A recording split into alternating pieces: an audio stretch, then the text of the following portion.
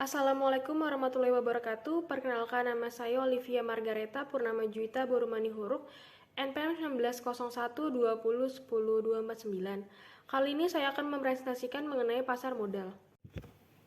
Pasar modal diatur dalam Undang-Undang Nomor 8 Tahun 1995. Undang-undang ini mendefinisikan pasar modal adalah sebagai suatu kegiatan yang bersangkutan dengan penawaran umum dan perdagangan efek, lembaga dan profesi yang berkaitan dengan efek, serta perusahaan publik yang berkaitan dengan efek yang diterbitkannya.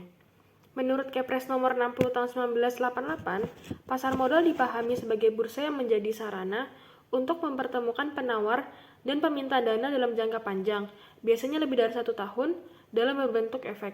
Jadi, pasar modal merupakan suatu sarana pendanaan bagi perusahaan atau instansi yang lainnya, contohnya adalah pemerintah, dan sebagai sarana untuk kegiatan investasi. Dengan demikian, pasar modal memfasilitasi berbagai macam sarana dan prasarana kegiatan jual beli dan kegiatan yang terkait lainnya. Keberadaan pasar modal memiliki berbagai macam manfaat.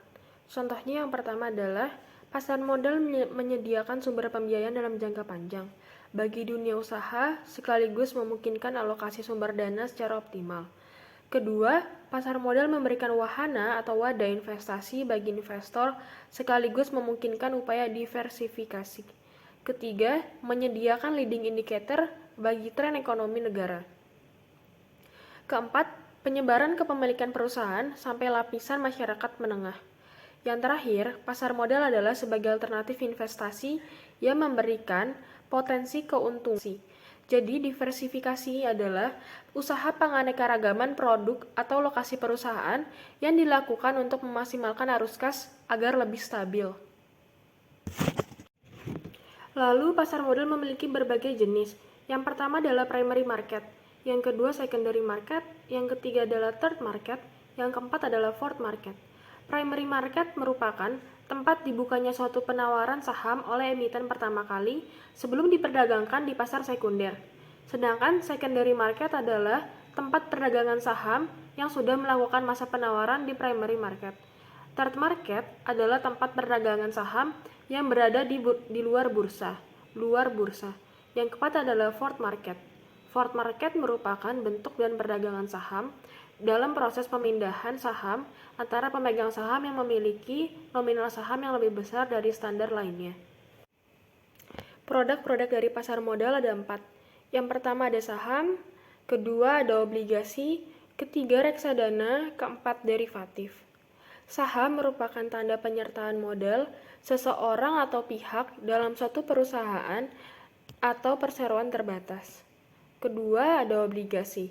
Obligasi merupakan surat utang jangka menengah sampai dengan jangka panjang yang dapat dipindah tangankan. Ketiga ada reksadana. Reksadana merupakan instrumen investasi yang menjadi tempat atau pengumpulan dana serta pengelolaan dana beberapa investor. Yang keempat adalah derivatif. Derivatif merupakan surat berharga yang dikenal sebagai bentuk turunan dari saham. Derivatif itu ada 2 jenis, ada warrant sama ada right. Saham adalah instrumen pasar keuangan yang paling populer. Penerbitan saham merupakan salah satu pilihan bagi perusahaan pada saat memutuskan untuk melakukan pendanaan perusahaan. Pada sisi yang lain, saham merupakan instrumen investor. Kenapa sih bisa dibilang instrumen investor? Karena saham itu sendiri memiliki tingkat keuntungan yang menarik. Dividen capital gain merupakan 2 keuntungan yang diperoleh oleh pemegang atau pemilik saham. Dividen sendiri adalah pembagian keuntungan yang diberikan perusahaan berasal dari perusahaan dan dihasilkan oleh perusahaan. Dividen diberikan setelah mendapat persetujuan dari para pemegang saham dalam RUPS. RUPS itu singkatan dari Rapat Umum Pemegang Saham. Jika seorang pemodal ingin mendapatkan dividen yang diberikan perusahaan dapat diperoleh dari dividen tunai dan dividen saham. Dividen tunai itu adalah keuntungan yang diperoleh oleh pemegang saham berupa uang tunai dalam jumlah rupiah tertentu untuk setiap tahunnya, untuk setiap sahamnya. Sedangkan dividen saham yang berarti kepada setiap pemegang saham diberikan dividen berupa saham. Yang kedua adalah capital gain. Capital gain itu adalah keuntungan yang diperoleh dari selisih antara harga jual dan harga beli dari saham. Capital gain ini berbentuk dengan adanya aktivitas perdagangan saham di pasar sekunder. Misalnya seorang investor membeli saham A sebesar 10 juta dan si investor ini menjual kembali sebesar 10.500.000. Jadi investor ini mendapatkan capital gain sebesar 500.000. Sebagai sebuah instrumen investasi, saham juga memiliki resiko. Sedangkan resikonya itu ada dua, capital loss dan resiko likuidasi.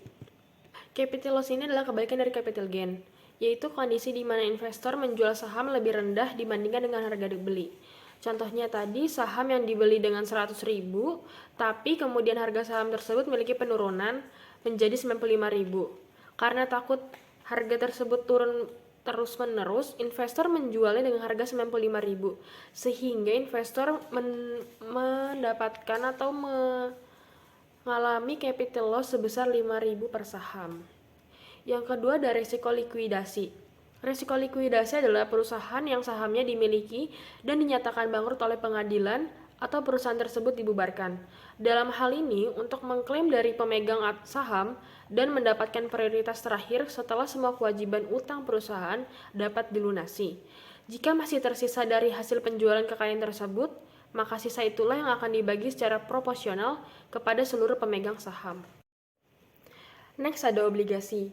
Obligasi atau surat utang berisikan janji dari pihak yang menerbitkan untuk membayar imbalan berbunga pada periode tertentu dan melunasi pokok utang pada waktu yang sudah ditentukan. Keuntungan obligasi sendiri yang pertama ada mendapatkan kupon. Pada umumnya, tingkat kupon, fee atau nisbah di atas bunga Bank Indonesia atau BI Rate. Yang kedua, memperoleh capital gain dari penjualan obligasi di pasar sekunder. Memiliki resiko lebih rendah dibandingkan instrumen lain seperti saham. Obligasi yang diterbitkan pemerintah dapat dikatakan instrumen bebas resiko. Banyak pilihan, seri efek bersifat, utang yang dapat dipilih oleh investor di pasar sekunder. Sedangkan untuk jenis obligasi sendiri berbagai macam, tergantung pada pihak yang menerbitkan. Pertama adalah obligasi korporasi. Obligasi ini diterbitkan oleh perusahaan swasta nasional, termasuk BUMN dan BUMD, badan usaha milik negara dan badan usaha milik daerah. Umumnya, jenis obligasi ini menawarkan bunga yang lebih tinggi dibandingkan obligasi terbitan pemerintah. Kedua ada suku. Suku merupakan jenis obligasi yang ditentukan dengan prinsip syariah. Tidak mengandung unsur masyir atau judi, gohor atau ketidakjelasan, dan riba atau usyuri. Setelah dinyatakan sesuai syariah oleh Dewan Syariah Nasional dan Majelis Ulama Indonesia, maka suku dapat dijalankan. Terakhir dari obligasi adalah surat berharga negara.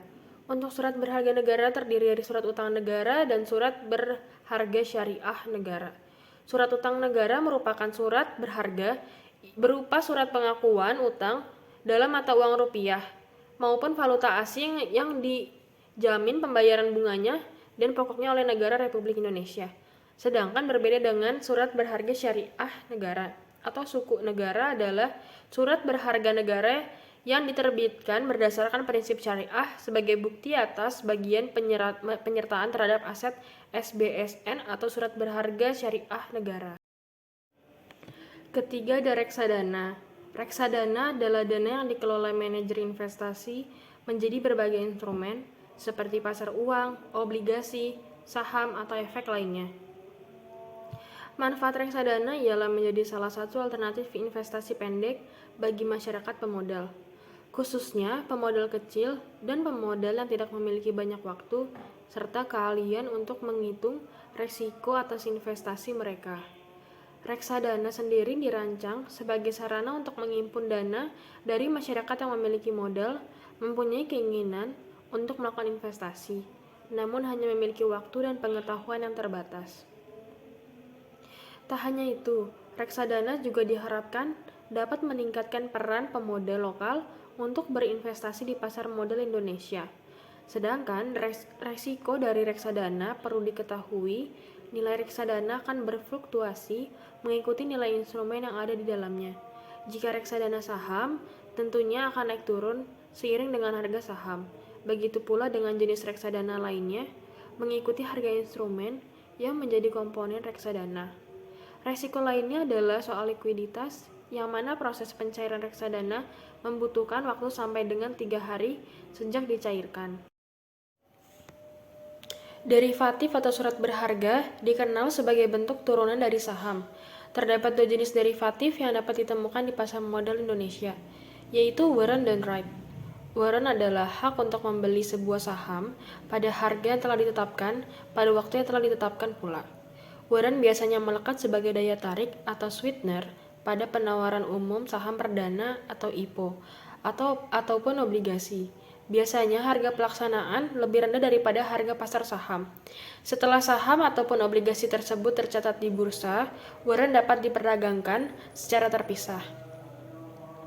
Periode perdagangan warrant sekitar 3-5 tahun.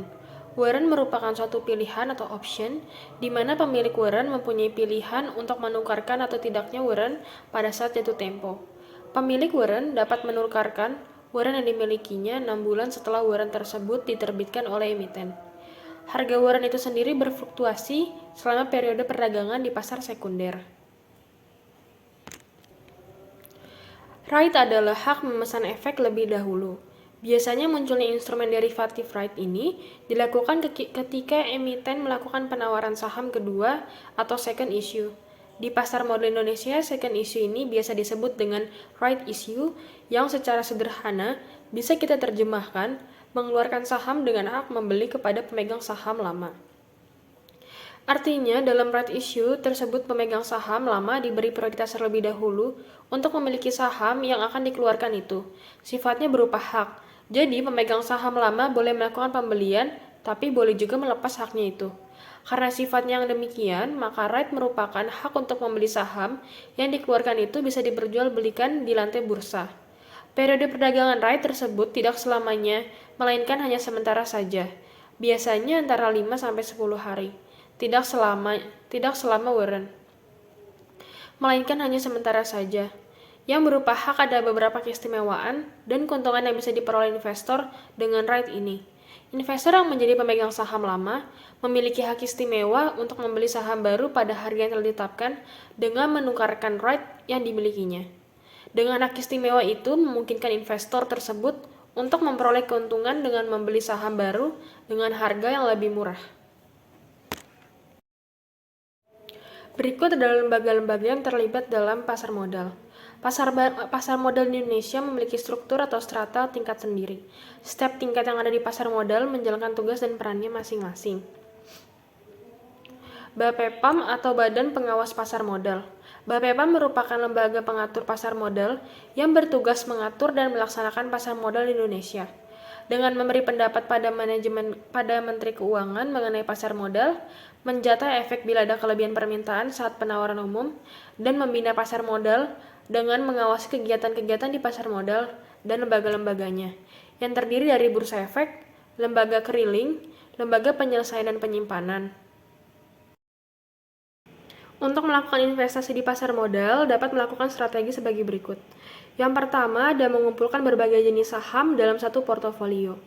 Strategi ini dapat memperkecil resiko investasi karena resiko akan disebar ke beberapa jenis saham lainnya.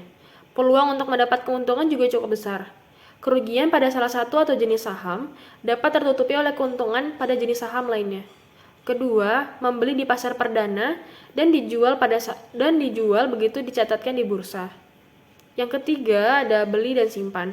Strategi ini dapat dilakukan apabila investor memiliki keyakinan berdasarkan analisisnya perusahaan yang bersangkutan memiliki prospek untuk berkembang yang cukup pesat beberapa tahun yang akan mendatang, sehingga saham yang diharapkan akan mengalami kenaikan yang cukup besar. Keuntungan yang dapat diperoleh dari strategi ini, di samping dividen juga ada capital gain. Capital gain tadi itu selisih antara nilai jual dan nilai belinya. Keempat adalah beli saham tidur. Saham tidur adalah saham yang jarang atau tidak pernah ada transaksi. Saham tidur ini dapat disebabkan karena jumlah saham yang dicatat terlalu sedikit atau dikuasai oleh investor, institusi, dan pemilik saham lama atau pendiri perusahaan. Atau dapat pula disebabkan oleh kinerja perusahaan yang bersangkutan kurang baik, atau prospek usahanya masih kurang cerah, sehingga kurang mendapat perhatian pemodal lainnya. Yang terakhir mungkin dapat dilakukan strategi berpindah dari saham yang satu ke saham yang lain. Investor yang memiliki strategi ini cenderung bersifat lebih spekulatif. Kenapa? Karena senantiasa mengikuti pergerakan atau perubahan harga saham-saham di bursa. Sekian presentasi dari saya, kurang lebihnya mohon maaf. Wassalamualaikum warahmatullahi wabarakatuh.